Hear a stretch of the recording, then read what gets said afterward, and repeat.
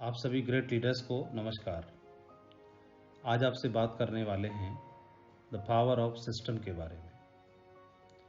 किसी भी प्लेटफॉर्म पर सिस्टम का क्या महत्व होता है, सिस्टम किस तरह काम करता है और ख़ास तौर पर हमारे बिजनेस में सिस्टम का क्या रोल है और इसकी मदद से किस तरह से काम को आसान बनाया जा सकता है, इसके बारे में मैं आपसे आज बात करने वाला हूँ। हजारों सालों की रिसर्च बताती है कि इंसान ने जब जब सिस्टम से काम किया, सिस्टम को अपने अनुकूल बनाया, तो उसने तब तब तरक्की की सीढ़ियां चढ़ी और अपने लिए हर प्लेटफॉर्म पर, हर स्टेप पर, हर जगह सिस्टम एक क्रिएट कर लिया और अपने जीवन को 21वीं सदी में ला करके आज टॉप पे खड़ा कर दिया। बोला भी जाता है कि हाथों से पहले अपने दिमाग को ताकतवर बनाइए, क्योंकि यदि आपके पास स्वस्थ और तंदुरुस्त दिमाग होगा तो आपके हाथ भी सही काम करेंगे।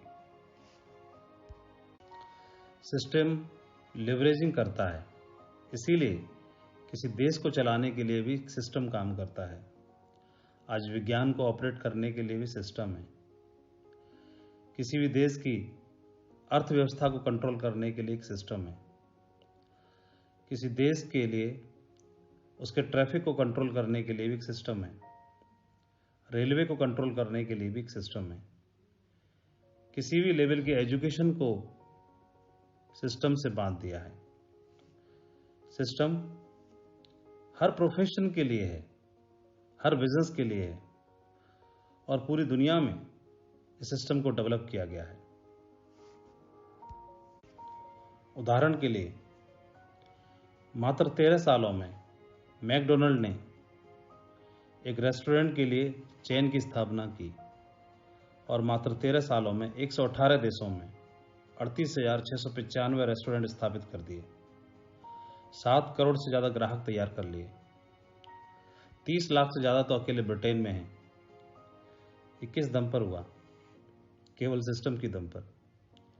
सेम रेसिपी, सेम टेस्ट और सेम पैटर्न पूरी दुनिया में, और सिस्टम की वजह से आदमी, चाहे वो अमेरिका में हो, चाहे इंडिया में हो, चाहे किसी यूरोप के किसी और देश में, हर जगह उसका फ़ायदा उठा सकता है।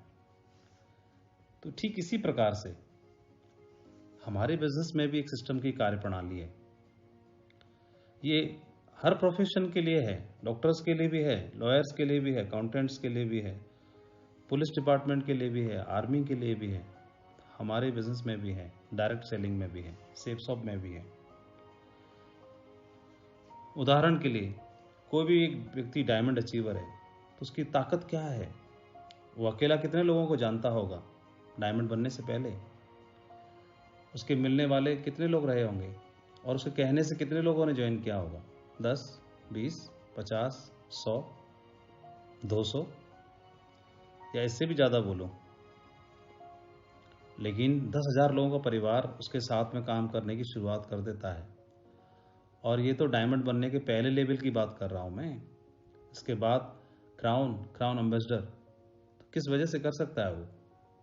क्या अकेला, या ज़्यादा अच्छे संबंध बना करके, या बढ़िया लीडर हो तो, या ज़्यादा कुशल वक्ता हो तो? क्या संभव है? नहीं। लेकिन एक सिस्टम के दम पर वो लाखों लोगों का परिवार बना करके खड़ा कर सकता है। ये सिस्टम की पावर है। लेकिन एक मेजर इश्यू है, हमारे बिजनेस में अलग अलग बैकग्राउंड से लोग आते हैं और कोई आर्मी से, कोई पुलिस डिपार्टमेंट से, कोई स्टूडेंट, कोई टीचर, कोई बिजनेसमैन, कोई शॉपकीपर, कोई हाउसवाइफ। तो उन्होंने जहाँ पर पिछला काम किया होता है तो उनके प्रोफेशन में, उनके धंधे में कोई ना कोई सिस्टम की कार्यप्रणाली काम कर रही होती है। उनको उसकी समझ, उसकी ट्रेनिंग, उसके अनुभव होते हैं और जब वो इस बिज़नेस में आते हैं, इस बिज़नेस को करने की शुरुआत करते हैं, तो जो उन्होंने पिछले अनुभव ले रखे हैं, पिछले बैकग्राउंड से जो सीख रखा है, वो उनके दिमाग में रहता है। वही सफलता के पुराने तरीके, काम करने के तरीके, उन्हीं को फिर यहाँ पर भी आजमाना चाहते हैं और ये लोग निराश हो जाते हैं। सफलता इनके हाथ लगती नहीं है और ऐसे लोगों की संख्या इस बिजनेस में सबसे ज़्यादा होती है और अधिकांश लोग इस बिजनेस को क्विट कर देते हैं। इस इंडस्ट्री के लेकर के, इस बिजनेस को लेकर के उनके मन में ख्याल नेगेटिव हो जाते हैं, क्योंकि एग्जिट होने में, क्विट करने में कोई फीस तो लगती नहीं। इस बिजनेस में ना तो एंट्री में कोई फीस है, ना एग्जिट होने के लिए। हाँ, यदि वो अपने आप को इस बिजनेस के हिसाब से, यहाँ की कार्यप्रणाली के हिसाब से, यहाँ के सिस्टम को समझने के लिए अपने आप को तैयार कर लेते हैं, अपने आप को राजी कर लेते हैं, तो देखते हैं ये उनके लिए डायरेक्ट सेलिंग बिजनेस दुनिया का सबसे आसान और तरक्की दिलाने वाला और सबसे टॉप रिवार्ड देने वाला बिजनेस बन जाता है। एक उदाहरण से बताना चाहूँगा। एक म्यूजिक टीचर थे, बहुत ही फेमस थे, बुद्धिमान भी थे, उनकी बुद्धिमानी के लिए भी और उनकी संगीत कला के लिए बहुत फेमस थे। एक दिन तकरीबन 40 साल की उम्र रही होगी, एक व्यक्ति उनके पास आता है और संगीत सीखने की, संगीत में माहिर होने की इच्छा जाहिर करता है। म्यूजिक टीचर ने उनसे पूछा, क्या आपने पहले भी कुछ संगीत सीख रखा है? तो उन्होंने बताया कि जी हाँ, मैंने 4-5 साल सीखा है और 1-2 स्टेज शो में भी मैंने परफॉर्म किया है। मैं म्यूजिक में महारत हासिल करना चाहता हूँ, म्यूजिक टीचर बनना चाहता हूँ, एक्सपर्ट बनना चाहता हूँ और मैं आपसे ये शिक्षा लेना चाहता हूँ। तो कितना वक्त लगेगा और कितना पैसा लगेगा? तो उस म्यूजिक टीचर ने उनको बताया कि आपको 3 साल का वक्त लगेगा और 80,000 रुपया लगेगा। ये सुनकर के वो सोचने लगा व्यक्ति और मन ही मन सोचने लगा कि चार्ज तो बहुत ज़्यादा है और वक्त भी बहुत ज़्यादा है, इतना वक्त मैं कैसे दे पाऊँगा। सोच ही रहा था, इतने में एक 12 साल का एक लड़का भी वहाँ पर प्रवेश करता है और वो भी सेम बात पूछता है कि उन टीचर से कि सर, मैं म्यूजिक सीखना चाहता हूँ और म्यूजिक में आगे जाना चाहता हूँ। तो उन्होंने उसको बताया कि आपको 1 साल का वक्त लगेगा। साथ ही ये भी पूछा, क्या आपने पहले कुछ म्यूजिक सीख रखा है? उस बच्चे ने जवाब दिया कि नहीं, मैं इसके बारे में कुछ नहीं जानता। तो उस टीचर ने उनको बताया कि आपको 1 साल का वक्त लगेगा और आपकी फीस 20,000 रुपये लगेगी। ये सुनकर के जो पहले व्यक्ति आया हुआ था, 40 साल की उम्र वाला, वो आश्चर्यचकित हो गया और टोक पड़ा, बोला कि ये क्या बात हुई भला? मैंने तो 4-5 साल म्यूजिक सीख भी रखा है, मुझे तो थोड़ा बहुत आता भी है और मुझे आपने 3 साल का वक्त बताया और 80,000 फीस बताई और इस बच्चे को तो कुछ आता भी नहीं है और इसको आपने मात्र 20,000 फीस बताई और 1 ही साल का वक्त बताया, ऐसा क्यों? तो उस म्यूजिक टीचर ने जवाब दिया कि म्यूजिक सिखाने की फीस आपको भी 20,000 लगेगी और आपके लिए भी म्यूजिक सिखाने में 1 ही साल का वक्त लगेगा। बाकी 2 साल का वक्त और 60,000 रुपये अतिरिक्त जो आपने सीख रखा है पिछला वाला, उसको भुलाने का चार्ज है। Yes, new learning is easier and faster. इस बिजनेस के कारण मुझे आर्थिक आज़ादी मिली है, एक बहुत अच्छा शानदार नेटवर्क मिला है, शानदार टीम मिली है, बहुत बड़े रिवार्ड मिले हैं। तो इन सब के पीछे क्रेडिट इस ग्रेट अपॉर्चुनिटी को जाता है, लेकिन साथ ही मैं बोलना चाहूँगा, इसके साथ साथ एक एजुकेशनल सिस्टम है जिससे मेरे व्यक्तित्व का विकास हुआ और जिससे मैं सबसे ज़्यादा प्रभावित हुआ। इस बिजनेस में आगे बढ़ाने के लिए वो आपके साथ साथ चलता है और आपको दिखाई भी नहीं देता, उसको सबसे बड़ा क्रेडिट जाता है। मैं अपनी बात करूं तो इस बिजनेस में मैं नया था, कुछ भी जानता नहीं था, कोरा था, उसी 12 साल के बच्चे की तरह। लेकिन मैंने काम करना शुरू किया, काम करता गया, फ्रेशर से सिल्वर बना, गोल्ड बना, पर्ल बना, टोपाज बना। इस दरमियान में मेरा फोकस सिर्फ नई सेल पे था। टीम बनाओ, नई सेल लाओ, टीम बनाओ, नई सेल बनाओ, सिर्फ यही ध्यान था। करता चला गया और कुछ समय के बाद मेरा बिजनेस थोड़ा स्लो डाउन हुआ। तो उस स्लो डाउन के दरमियान में मुझे कुछ रियलाइज़ हुआ कि मैं अब तक सिर्फ नई सेल पे ध्यान देता था। मैंने सिस्टम ने जो मुझे सिखाया, मेरे टोपाज बनने तक के पीछे सिस्टम को ही क्रेडिट जाता था, क्योंकि मैं आया तो वेन्यू पे प्लान अटेंड करने जाता था, वो सिस्टम की एक्टिविटी थी। मैं हर फ्राइडे को ट्रेनिंग अटेंड करता था, वो सिस्टम के द्वारा एक्टिविटी होती थी। अपलाइन के द्वारा हर वीकली एक ग्रुप मीटिंग होती थी, वो सिस्टम की एक्टिविटी थी। हर 4 महीने में, 6 महीने में, कभी दिल्ली में, कभी आगरा में कोई ना कोई फंक्शन होता था, वो फंक्शन अटेंड करने का मौका मिलता था, वो सिस्टम की एक एक्टिविटी थी। अपलाइन से कभी मुलाकात करने का मौका मिलता था बीच में काउंसलिंग के द्वारा, तो वो एक सिस्टम की एक्टिविटी थी। कभी किसी बड़े इवेंट को देखने का सौभाग्य मिला, वो सिस्टम की एक्टिविटी थी। सिस्टम से टूल्स मिलते थे, उस समय पर ऑडियो कैसेट अपलाइन के द्वारा मिलती थी, कोई ब्रोशर मिलता था, प्लान फोल्डर मिलता था, और प्लान की तैयारी करने के लिए ऑडियो कैसेट मिलती थी, ब्रोशर मिलते थे, प्रोडक्ट मैनुअल मिलते थे, वो सब सिस्टम की एक्टिविटी थी। दिशा वर्कशॉप में जाने का मौका मिला, वो सिस्टम की एक्टिविटी थी। कोर ट्रेनिंग अटेंड करने का मौका मिला, वो सिस्टम की एक्टिविटी थी। सक्सेस प्रीव्यू सेमिनार फंक्शन देखने का मौका मिला, business building seminar training attend करने का मौका मिला। तो ये सारी चीज़ें, FIM के बारे में समझा, ये सारी चीज़ें सिस्टम की एक्टिविटी थी, और इन्हीं के दम पर मैं fresher, silver, gold, pearl, topaz तक बन गया। और मुझे आभास भी नहीं हुआ कि ये सफलता किस वजह से हो रही है, किसके कारण हो रही है। तो मैं उस सिस्टम के प्रोसेस में था और मेरे साथ में बिजनेस होता चला गया। इस दरमियान में सिस्टम एक बात और बताता था, 4 बेसिक स्टेप के अलावा आगे के 4 और स्टेप बताते थे, वो टीम को बनाने के अलावा टीम को आगे लीड करने के लिए LDP के माध्यम से, कि लीडर्स डेवलपमेंट पे फोकस करना है। वहाँ मेरा ध्यान नहीं था। तो जब बिज़नेस स्लो डाउन हुआ तो मुझे रियलाइज़ हुआ, और रियलाइज़ हुआ तो हमने फिर लीडर्स डेवलपमेंट पे फोकस किया। एक बार मुझे काउंसलिंग में जाने का सौभाग्य मिला, तो ग्रेट मेंटर के द्वारा, नरसी ग्रेवाल जी के द्वारा, तो वहाँ पर मुझे जानने का मौका मिला कि कोई भी डॉक्टर ब्लड रिपोर्ट देख करके और वो अंदाज़ा लगा लेता है कि पेशेंट को क्या प्रॉब्लम है, उसके आधार पर वो सजेस्ट करता है। तो हमारे बिजनेस में भी उन्होंने बताया कि हमारा बिजनेस 2 लेग में चलता है, एक राइट और एक लेफ्ट। तो हमारा बिजनेस मजबूत है या नहीं है, ये कैसे पता चलेगा। तो उन्होंने एक कागज़ पेन लेकर के और एक डायरी में अच्छे से समझाना शुरू किया।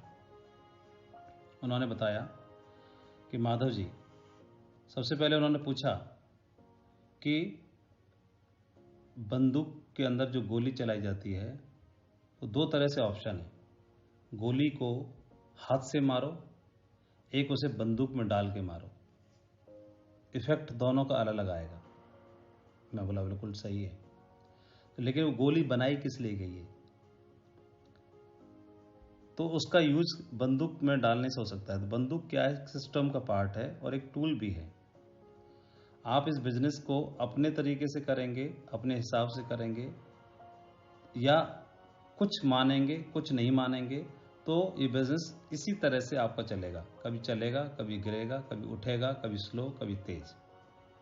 सिस्टम में बताई हुई हर एक्टिविटी को अक्षर से पालन करना है। कोई चीज़ अगर छोटी सी है तो उसको भी हमें फॉलो करना है। तो फॉर एग्जाम्पल के लिए कि उसमें काउंसलिंग का एक पार्ट बताया गया है, जो आज आपके साथ बैठ के हो रहा है पहली बार। फिर उन्होंने बताया, आप अपना लॉग ID लिखिए, राइट और लेफ्ट स्ट्रक्चर को देखिए। अब आप चेक करिए कि राइट में और लेफ्ट में कितने कोर हैं आपकी टीम में, कितने लीडर्स हैं जिन्होंने कोर ट्रेनिंग ली है, और कोर ट्रेनिंग लेने के बाद सिर्फ सर्टिफिकेट या ओरली कोर ट्रेनिंग नहीं, एक्चुअल में जो कोर के 10 पॉइंट्स हैं, उन 10 कोर पॉइंट्स को वो फॉलो करते हैं या नहीं, ऐसे कितने लीडर्स हैं। जिस टीम में जिस लेग में ज़्यादा कोर होंगे वो लेग आपकी स्ट्रांग होगी, जिसमें कम होंगे वो कमज़ोर होगी। आप चेक करके देख सकते हैं। किसी भी लेग को मजबूत करना है, एक को या दोनों को, तो उसके लिए कोर लीडर्स दोनों लेग में मजबूत होना चाहिए, या फिर जिस लेग में आपका इंटरेस्ट है वहाँ पर होना चाहिए। दूसरा आप चेक करने के लिए बताया कि टूल्स का महत्व है। कोई भी डॉक्टर यूके से पढ़ के आया, सर्जन है, बहुत अच्छा स्पेशलिस्ट है, लेकिन उसके हाथ में उसका टूल ही ना हो तो बिना टूल्स के डॉक्टर अधूरा है कि नहीं। कोई भी लॉयर है, कोई भी कारपेंटर है, कोई भी पेंटर है, कोई भी है, पंचर बनाने वाला है, कुछ भी है, तो वो टूल ही है। उसकी मदद से आप जो काम कर सकते हैं, आप एक्सपर्ट तो हैं, आपके अंदर हुनर तो है, आपके अंदर काबिलियत तो है। पेंटर पेंट करना जानता है, कारपेंटर अपना काम जानता है, हुनर है। इंजीनियर अपना काम जानता है, हुनर है, लेकिन टूल ही नहीं है। पंचर बनाने का हुनर है उसको, लेकिन टूल ही नहीं है। आपके अंदर लीडरशिप है, हुनर है, दमदारी है, अच्छे लीडर हैं, अच्छे स्पीकर हैं, विद्वान हैं, लेकिन टूल नहीं है। तो टूल का महत्व उन्होंने बताया कि सिस्टम हमें प्रोवाइड कराता है, प्लान फोल्डर वो प्रोवाइड कराता है लिस्ट बनाने के लिए, list book, brochure, audio trainings, video trainings, books, ये सारी चीज़ें प्रोवाइड कराता है। तो आप देखेंगे आपकी टीम में राइट में या लेफ्ट में जहाँ पर लोग टूल्स का इस्तेमाल ज़्यादा करते होंगे वो लेग आपकी ज़्यादा मजबूत होगी। जिस लेग में लोग टूल्स का इस्तेमाल नहीं करते होंगे या कम करते होंगे वो कमज़ोर होगी, वो वीक होगी। नंबर 2 पॉइंट बताया, पहला कोर का, फिर टूल्स का बताया। कितने लोग बुक्स पढ़ते हैं, रिकमेंडेड बुक्स, वो भी हमारे सिस्टम की एक रिकमेंडेड बुक है प्रगति सूत्र, उसके अलावा भी बुक्स रिकमेंड की जाती हैं। रिकमेंडेड बुक्स उस किताब में भी लिखी हुई हैं, उनको हम देख सकते हैं, समझ सकते हैं। प्रगति सूत्र में एक पेज नंबर 126 127 पे जाकर के, और भी कई सारी किताबें हैं। तो उन रिकमेंडेड बुक्स को कितने लोग पढ़ते हैं, जितने लोग ज़्यादा पढ़ते होंगे या जिस लेग में ज़्यादा पढ़ते होंगे वो लेग स्ट्रांग होगी, और नहीं पढ़ते होंगे तो वो लेग उतनी स्ट्रांग नहीं होगी। फिर अगला पॉइंट उन्होंने बताया कि आपकी टीम में ग्रुप मीटिंग करने वाले लोग कितने हैं और कितनी ग्रुप मीटिंग होती हैं। जहाँ ग्रुप मीटिंग होती हैं वो टीम स्ट्रांग होती है। फिर अगला पॉइंट बताया कि ज्वाइन होते ही कितने लोग FIM करने जाते हैं और FIM करते हैं, वो टीम आपकी स्ट्रांग होगी। फिर अगला पॉइंट बताया कितने शोधी प्लान होते हैं, क्योंकि बिजनेस जो है वो नंबर्स का है। जी हाँ, numbers are the pulse of the business, this business, इस बिजनेस के पल्स बोले जाते हैं, धड़कन बोले जाते हैं नंबर्स। उनको किस तरह से हम कैलकुलेट कर सकते हैं कि कितने लोग प्लान दिखाते हैं, 1 to 1, home plan, group plan, venue plan. जितने नंबर ऑफ प्लान ज़्यादा होते होंगे जिस टीम में, वो टीम स्ट्रांग बनती चली जाती है, और जिसमें कम होते हैं वो पिछड़ती चली जाती है। यह रातों रात सफलता नहीं मिलती है, इसके लिए अपने आप को तैयार करना पड़ता है। रातों रात सिर्फ गोल लिख देने से गोल अचीव नहीं होता है। वो तो लॉटरी लग जाएगी तो रातों रात बन सकता है, KBC में कोई बन सकता है, डायरेक्ट सेलिंग में, सेफ शॉप में व्यक्ति अपनी चॉइस से डायमंड बनता है, चॉइस से, बाई चांस नहीं। और ऐसा बोला जाता है कि अच्छे तैराक पानी से बाहर नहीं, पानी के अंदर जाकर के तैयार होते हैं। इस बिजनेस में घुस कर के तैयार होना है अपने आप को, तो आप एक स्ट्रॉन्ग डायमंड बनेंगे। वैसे तो डायमंड बहुत बनेंगे, लेकिन ऐसा नाम जो ब्रांड बन जाए, जिससे पहचाना जाए, जिससे लोग प्रेरित हों, वो डायमंड लीडर आपको बनना है। ऐसा मुझे बताया जाने लगा, मैंने डिसीजन ले लिया कि मुझे ऐसा ही बनना है। तो अगला पॉइंट बताया कि राइट और लेफ्ट में जिस टीम में लोग प्रमोशन ज़्यादा करते हैं, किसका, सक्सेस प्रूफ सेमिनार में जाने का, बिजनेस बिल्डिंग सेमिनार में जाने का, वो टीम मजबूत होती चली जाती है। और जहाँ पर प्रमोशन में कंजूसी करते हैं वो पिछड़ती चली जाती है। फिर अगला पॉइंट बताया कि जिस टीम में लोग डायमंड सेलिब्रेशन में ज़्यादा प्रमोशन करते हैं वो टीम मजबूत बनती है, विजनरी लीडर्स की टीम बनती है। क्योंकि डायमंड फंक्शन ही एक ऐसा फंक्शन होता है जहाँ पर आदमी जाकर एक मुट्ठी बांधता है। छोटी मोटी मीटिंग्स में आदमी लोकल लेवल की मीटिंग्स में मोटिवेट हो सकता है, टेम्परेरी उसका जो नेगेटिविटी है वो दूर हो सकती है, टेम्परेरी मोटिवेशन उसको मिल जाता है, क्योंकि मोबाइल को हर दिन चार्जिंग की आवश्यकता होती है। इसी तरह से हमारे लोगों को भी बार बार चार्जिंग यानी मोटिवेशन की आवश्यकता होती है। लेकिन एक आदमी जब एक दृढ़ निश्चय करने का डिसीजन लेता है वो डायमंड शिप को देखने के बाद ही लेता है। तो जिस टीम में डायमंड शिप का प्रमोशन जो लोग करते हैं उनकी टीम बहुत दमदार और ग्रेट टीम बनती है, ऐसा मुझे बताया। साथ ही साथ दिशा ट्रेनिंग का महत्व समझाया। दिशा में जाकर के आदमी एथिक्स को समझता है, इस बिजनेस को क्यों कर रहा है उसका मकसद समझता है, इस बिजनेस को लॉन्ग टर्म के लिए करने के लिए डिसीजन लेता है। जिसके लोग दिशा ट्रेनिंग में जाते हैं वो लॉन्ग टर्म के विजनरी लीडर्स में कन्वर्ट होते हैं। ये बात जानने के लिए मिली। मैंने मन ही मन दृढ़ निश्चय किया कि मैंने आने वाले समय में इन सारी चीज़ों को मैं अप्लाई करूँगा, सबको फॉलो करूँगा जो आप मुझे बता रहे हैं। एक एक करके मैंने पॉइंट्स को लिखना शुरू कर दिया। मीटिंग में जानने का मुझे मौका मिला कि हर छोटी बड़ी मीटिंग का महत्व होता है। अगर मीटिंग नज़दीक की होगी तो वो मोटिवेशन देगी, नेगेटिविटी को हटाएगी। पास की होगी, नेगेटिविटी हावी नहीं होगी। दूर की होगी तो माइंडसेट बदल देगी, क्योंकि आदमी जाएगा दूर तक ट्रैवल करते हुए तो सोचते हुए जाएगा, और दूर से ट्रैवल करके जाएगा तो सोचते हुए जाएगा। और उन्होंने बताया भी कि जो लोग इसका प्रमोशन ज़्यादा करते हैं, मीटिंग का, एक्टिविटी का प्रमोशन ज़्यादा करते हैं, तो उनको इस तरह से समझ सकते हैं। कोई भी लोहार या सुनार लोहे को या सोने को औजार में या जेवर में कन्वर्ट करने से पहले गर्म करते हैं, फिर चोट मारते हैं। हमारे बिजनेस में भी या तो हमें जेवर बनाना है या फिर उसको औजार बनाना है। तो हमारे औजार को गर्म करना है औजार में कन्वर्ट करने से पहले या जेवर में कन्वर्ट करने से पहले। औजार इसलिए बनाना है कि डायमंड बनने तक उसको औजार के रूप में इस्तेमाल करना है, बाद में वही जेवर में कन्वर्ट होगा और हमारे सर पर ताज चाहिए होगा। तो आपसे मैं पूछना चाहता हूँ, जो बात मुझे बताई गई तो इनको अमल करना चाहिए था कि नहीं करना चाहिए था? तो ये बताया गया। साथ ही ये भी बताया कि you show me your monthly schedule या last 3 month schedule, I will tell you your achievements and rewards.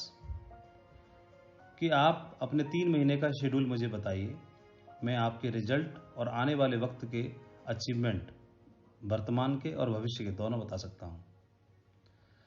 तो उस 3 महीने के दरमियान में आपने किस एक्टिविटी को कितना प्रमोट किया, कितना प्रमोशन किया, ये बहुत मायने रखता है।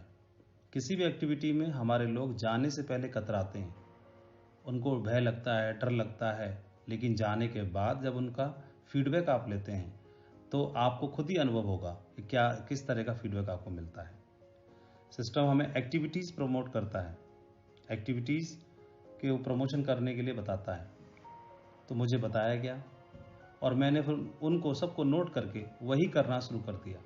शुरुआत में मैं जाता, मीटिंग्स होती थी, फंक्शंस होते थे, हम लोग तैयारी करते थे और मैक्सिमम 60, 70, 80% तक पास किसी भी एक इवेंट के हम लोग प्रमोशन कर लिया करते थे। उसका फ़ायदा हमको ये मिलना शुरू हुआ कि पूरी ताकत लगा के प्रमोट करते थे। हमें भरोसा था अपने अपलाइन पर, हमें भरोसा था सिस्टम की काबिलियत पर, तो प्रमोशन करते थे। तो प्रमोशन करते रहने से हमारे टीम के साथी थे, दूर दूर शहरों में रह के काम कर रहे थे, वहाँ से लोगों को प्रमोट करके लेके आते। हमारे मेल लीडर्स जो क्राउन एम्बेसडर्स हैं, क्राउन हैं, मर्करीज हैं, वो सभी लीडर्स ऐसा ही करते थे। तो वहाँ से लेके आते, लोगों को प्रमोशन करते, यहाँ ला के बिठाते और उनका बिजनेस और हमारा बिजनेस दिन दूना रात चौगुना बढ़ना शुरू हो गया।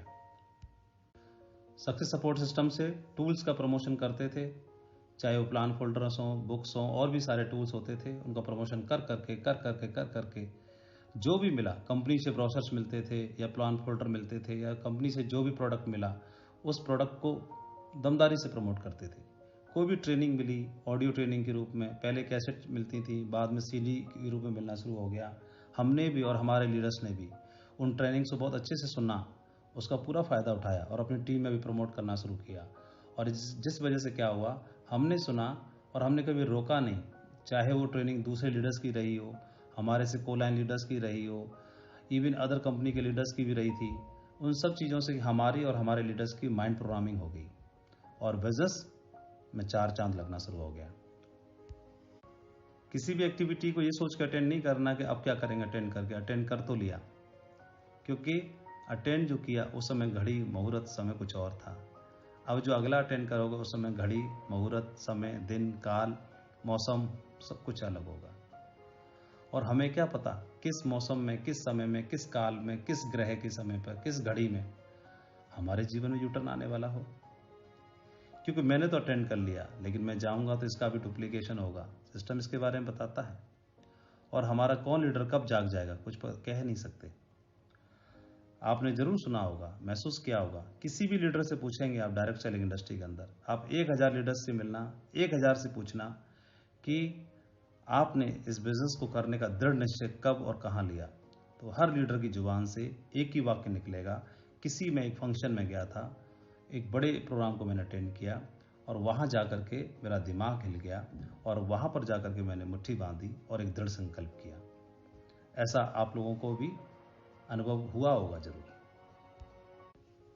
कई बार ऐसा होगा कि आपकी लोकल लेवल की कोई मीटिंग हो रही होगी, एक्टिविटी हो रही होगी, उसी लेवल पर कंपनी लेवल पर या सिस्टम के लेवल पर या हमारी टीम के लेवल पर अपलाइन के लेवल पर कोई एक्टिविटी हो रही होगी, तो किसे महत्व दें, कैसे करें। तो अपलाइन ने समझाया कि इसमें सोचना नहीं है। आपकी सेम डेट में सेम वीक में कोई एक्टिविटी है, आपकी लोकल लेवल पर है और उसी डेट में कोई एक्टिविटी ऊपर लेवल पर है, तो सबसे पहले हमें महत्व देना है कंपनी लेवल पर किसी एक्टिविटी को। तो कंपनी इज फर्स्ट हमारे लिए। तो सबसे पहले कंपनी के लेवल पर कोई एक्टिविटी होती है तो हमें उसे प्राथमिकता देनी है। उसके बाद सिस्टम के लेवल पर कोई एक्टिविटी होती है तो उसको हमें टॉप प्रायोरिटी भी देनी है। उसके बाद कोई हमारी टीम के लेवल पर कोई एक्टिविटी होती है तो उसको प्राथमिकता देनी है। उसके बाद में फिर मेरे लेवल पर जहाँ से मेरी आईडी शुरू होती है उसके लेवल पर या मेरी टीम के लेवल पर कोई एक्टिविटी होती है तो वो तो है ही है। जो भी टॉप करना चाहते हैं उनके लिए यही सीक्रेट है, यही मंत्र है कि दमदारी से प्रमोशन करना है। कितना करना है? दूसरों से एक ज़्यादा, दूसरों से एक ज़्यादा। एक जंगल में दो दोस्त ट्रैवल कर रहे थे, होके जा रहे थे, शेर की आवाज़ सुनाई दी। उनमें से एक क्या करने लगा, अपने जूते के फीते टाइट करने लगा। दूसरा बोला जूते के फीते तो ऐसे बांध रहे हो जैसे शेर से आगे दौड़ोगे। दोस्त बोला शेर से आगे नहीं दौड़ूंगा, तुमसे 2 कदम आगे दौड़ूंगा, इसलिए जूते टाइट कर रहा हूँ। इस बिजनेस में आपको भी दूसरों से 1 कदम आगे दौड़ना है, शेर से आगे नहीं। इसके लिए क्या करना है, कितना प्रमोशन करना है? दूसरों से एक ज़्यादा और एक बार और ज़्यादा। सिस्टम हमको बतलाता है सफलता के 8 स्टेप के बारे में, 10 कोर स्टेप के बारे में, 3 कार्डिनल रूल के बारे में, 3 पावर्स के बारे में, FIM के बारे में, ग्रुप मीटिंग के बारे में, सक्सेस प्रीव्यू सेमिनार के बारे में, बिजनेस बिल्डिंग सेमिनार के बारे में, डायमंड सेलिब्रेशन के बारे में, लीडरशिप डेवलपमेंट प्रोग्राम के बारे में। इन एक्टिविटियों को मैंने अटेंड किया, मेरी टीम ने अटेंड किया, लीडर्स ने अटेंड किया और महज कुछ ही दिन के वक्त में आप देख सकते हैं कि एक टॉप टीम ईश्वर की कृपा से, इस डिवाइन पावर की कृपा से और सिस्टम का सहयोग लेने की वजह से आज हमारी बन पाई है। कहते हैं कि अंडे को बाहर से तोड़ें तो आमलेट बनता है और जब वो अंदर से स्वतः ही फूटता है, टूटता है, तो एक जीवन का उदय होता है। कैसे? हम सभी जानते हैं कि एक बीज के अंदर एक फलदार वृक्ष छिपा होता है, लेकिन फलदार वृक्ष निकलेगा कैसे? अगर उसी बीज को मुट्ठी में रख लें तो, पॉकेट में डाल के रखें तो, अलमारी में रख दें तो, लॉकर में रख दें तो कब उगेगा? हम सब जानते हैं कि एक पत्थर के अंदर एक खूबसूरत मूर्ति वास करती है, लेकिन पत्थर ऐसे ही पड़ा रहे तो क्या वो मूर्ति निकलेगी? एक राजा के 3 पुत्र थे और राजा तीनों पुत्रों का ज्ञान चेक करने के लिए इस मकसद से क्या हुआ, एक तीर्थ यात्रा पर जाने लगा और तीनों पुत्रों को कुछ फूलों के बीज थमाए और बोला कि मेरे लौटने तक ये सारे के सारे बीज मुझे सुरक्षित चाहिए वापस। ऐसा बोल करके राजा तीर्थ यात्रा पे चले गए।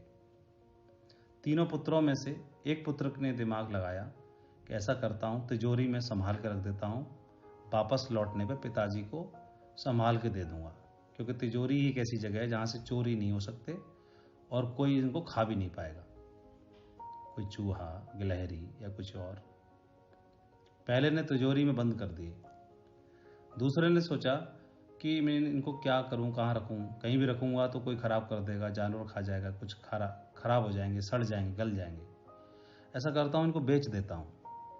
जब पिताजी आएंगे तो बेचने के बाद जो पैसे मिलेंगे उन्हीं पैसों से खरीद के ले आऊँगा, दे दूंगा। बीज तो बीज ही होते हैं, एक जैसे होते हैं, पिताजी को क्या पता चला। उसने ऐसा कर लिया, जाकर के बाजार में बीज बेच दिए। तीसरे ने महल के पीछे जाकर के उन बीजों को जमीन में बो दिया और उनका ध्यान रखने लगा, माली बन गया। कुछ महीनों के बाद पिता लौट के आए। पहले पुत्र से पूछा, हाँ भाई? तो उसने तिजोरी खोल के दिखाई, बीज सड़ गए थे, गंध आने लगी थी। पिता बोले, तुमने तो बीजों को सड़ा दिया, और वो मुंह नीचा करके खड़ा हो गया। दूसरा बाजार जाने लगा, पिताजी मैं अभी जाता हूं, मैंने बीज बेच दिए थे, उनके बदले लेके आता हूं, बीज तो बीज ही होते हैं। पिता ने बोला कि नहीं, उन बीजों को ईश्वर का आशीर्वाद मिला हुआ था, मुझे तो वही बीज चाहिए थे, दूसरे नहीं। फिर तीसरे से पूछा, हाँ बताओ कहाँ है बीज? तो तीसरा बोला कि पिताजी चलो मैं दिखाता हूँ, और उन बीजों से एक बहुत ही सुंदर बगीचा तैयार हो गया था। वहां ले जाके उसने दिखाया, पिताजी प्रसन्न हो गए, खुश हो गए, और उसने बोला कि मुझे राजा नहीं, माली बनना है। जी हाँ, ये उदाहरण हमको बताता है कि सिस्टम हमको जिम्मेदारी देता है। सिस्टम क्या? सिस्टम के जो स्वरूप बताए ये तो है ही। सिस्टम का एक और सबसे महत्वपूर्ण हिस्सा, सबसे महत्वपूर्ण अभिन्न हिस्सा होता है, सबसे मजबूत पिलर होता है सिस्टम का, वो होता है हमारा अपलाइन। जी हाँ, वो भी सिस्टम का एक महत्वपूर्ण हिस्सा है। अपलाइन इज लाइफ लाइन, उनको लाइफ लाइन भी बोला गया है, मदर लाइन भी बोला गया है। तो जब भी कोई जिम्मेदारी मिले तो राजा यानी अपलाइन के द्वारा हमको, तो हमें इस तरह से उस जिम्मेदारी को संभालना है कि जो जिम्मेदारी मिली उसको कई गुना मल्टीप्लाई कर करके और अपनी अपलाइन का स्वाभिमान बढ़ाना है। अगर किसी टीम के लीडर को अपलाइन के लिए बनना हो तो क्या बने? जिम्मेदारी, लायबिलिटी या असेट? तो किसी ने खूब कहा है, बनो तो ऐसे बनो ल्यूपिन जंगली फूल की तरह। ऑस्ट्रेलिया के जंगलों में एक ल्यूपिन नाम का फूल उगता है, जंगली फूल। उस फूल की खूबी ये होती है कि जिस जमीन में उगता है उस जमीन को उपजाऊ बना देता है, और सभी प्राउड और फख्र फील करते हैं। तो जिस जमीन में उगो उस जमीन को उपजाऊ बना दो। जिस टीम में जन्मो उस टीम को फख्र वाली टीम बना दो। जिस घर में जन्मो उस घर का कल्याण कर दो। जिस टीम में आओ वो टीम को चमका दो, जंगली फूल ल्यूपिन की तरह। तो ल्यूपिन की तरह एक्टिव, इफेक्टिव और सेलेक्टिव बन जाओ। ऐसे लीडर बनना है, अपनी अपलाइन के लिए धरोहर भी बनना है और खुद भी अपलाइन के रूप में बनना है, क्योंकि हम भी तो अपलाइन हैं। एक राजा का सूरदास मंत्री था जिसको दिखाई नहीं देता था। राजा उस पर बड़ा भरोसा करता, बड़ा ही विद्वान था, बुद्धिमान था। राजा की नज़रों में उसका बड़ा सम्मान था। एक बार उसके शत्रु राजा का पत्र आया इस राजा के यहाँ पर, और उस पत्र में लिखा था कि हमने विज्ञान में इतनी तरक्की की है कि हमने एक ऐसा ड्रॉप बनाया है जिसको आंख में डाला जाए तो कोई भी सूरदास की रोशनी वापस आ सकती है, और हमने और भी कई क्षेत्रों में तरक्की की है। अगर आपको सबूत लेना है तो 2 बूंद हम इस पत्र के साथ भेज रहे हैं, किसी भी सूरदास की आंखों में डाल के देख लो, उसकी रोशनी वापस आ जाएगी, और हमारी ताकत बहुत कई गुना ज़्यादा हो चुकी है। चुपचाप सरेंडर कर दो और हमारे अधीन हो जाओ।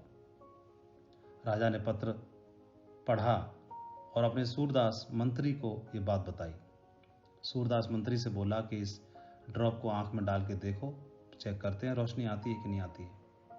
सूरदास मंत्री ने एक ड्रॉप, 2 बूंदें थीं मात्र, 1 बूंद अपने एक आंख में डाली और चमत्कार हो गया। सचमुच में उसकी एक आंख की रोशनी वापस आ गई।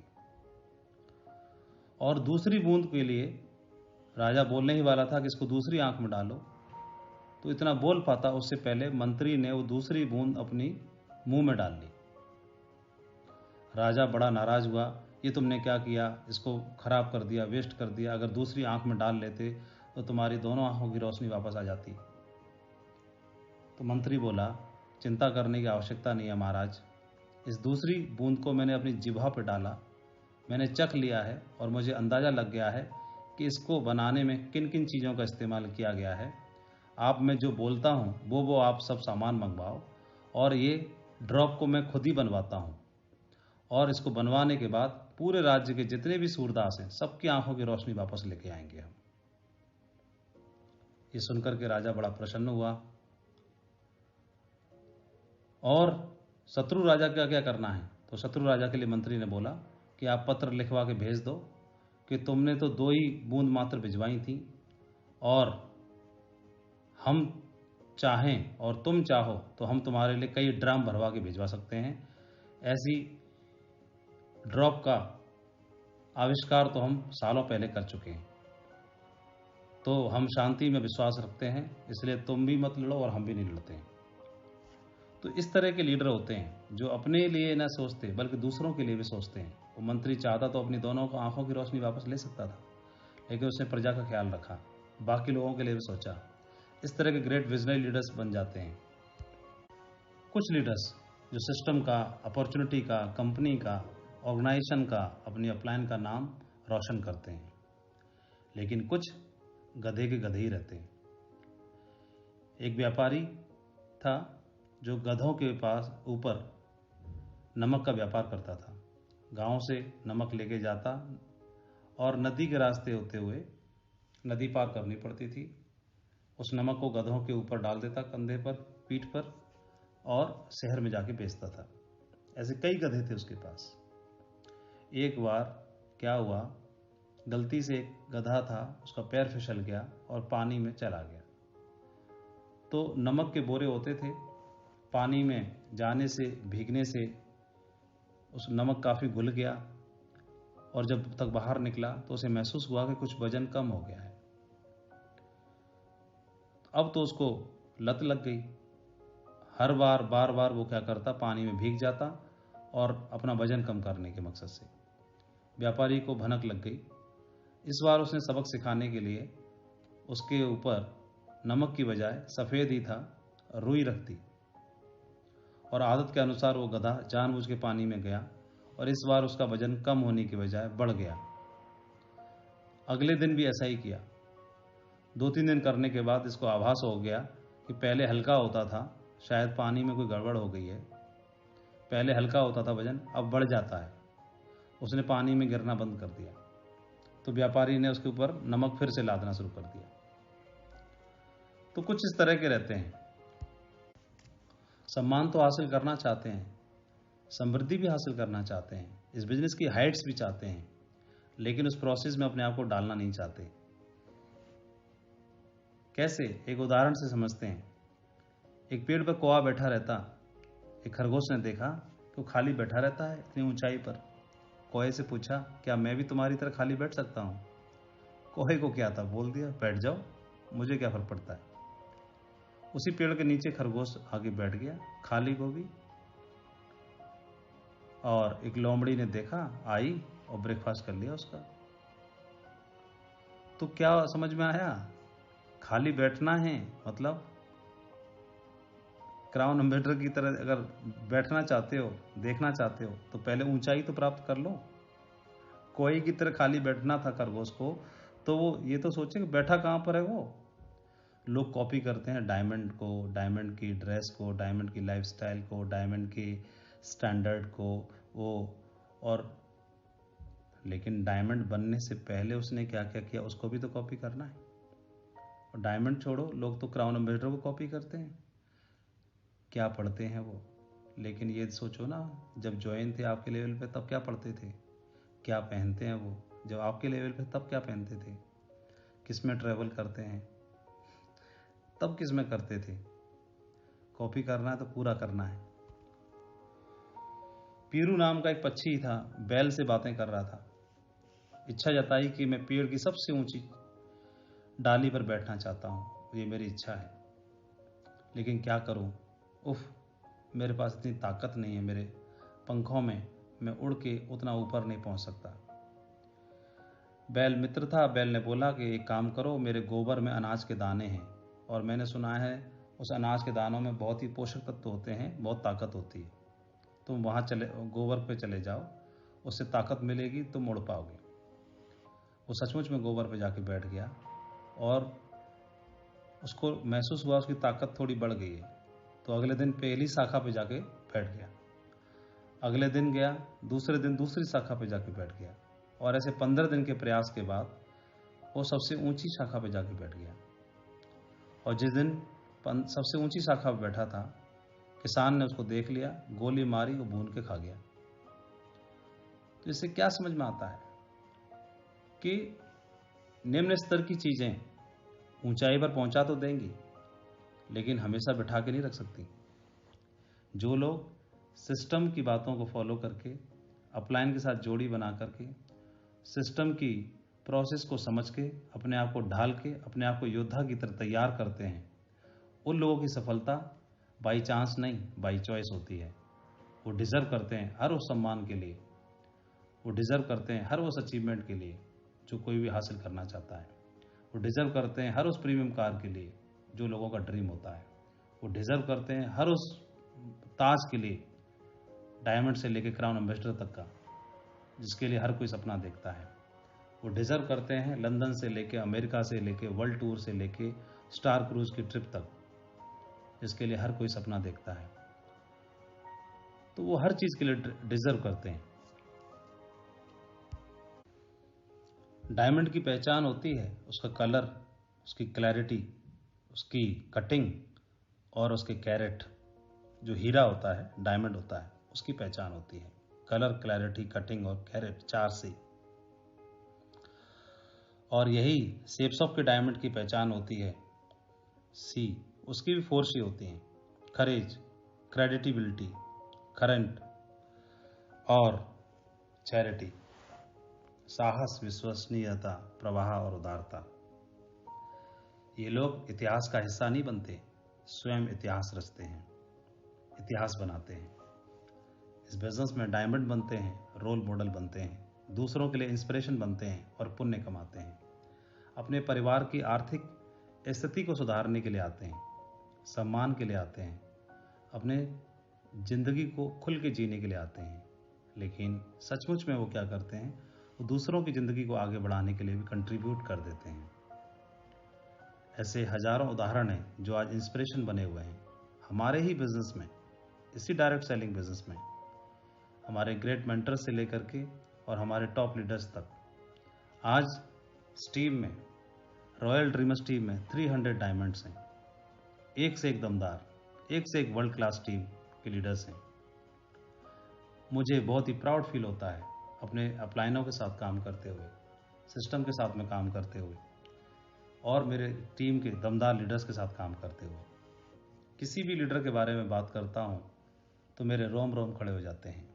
मेरी टीम के सभी वीनस, सभी मरकरी, सभी डायमंड्स, सभी double diamond, triple diamond, crown ambassadors, even silver से लेके और डायमंड तक सभी लीडर्स एक से एक अद्भुत हैं। प्राउड फील होता है मुझे। तो मैं धन्यवाद देता हूँ उस डिवाइन एनर्जी का और क्रेडिट देता हूँ इस अपॉर्चुनिटी को, सिस्टम को, अपलाइनों को और आप सभी ग्रेट लीडर्स को। ऐसा बोला गया है, every great achiever is inspired by a great mentor. तो किसी ग्रेट मेंटर के साथ में जोड़ी जरूर बनानी है। उसको सेलेक्ट करते समय, उनका चुनाव करते समय वो सेलेक्टिव हो, वो इफेक्टिव हो, वो एक्टिव हो।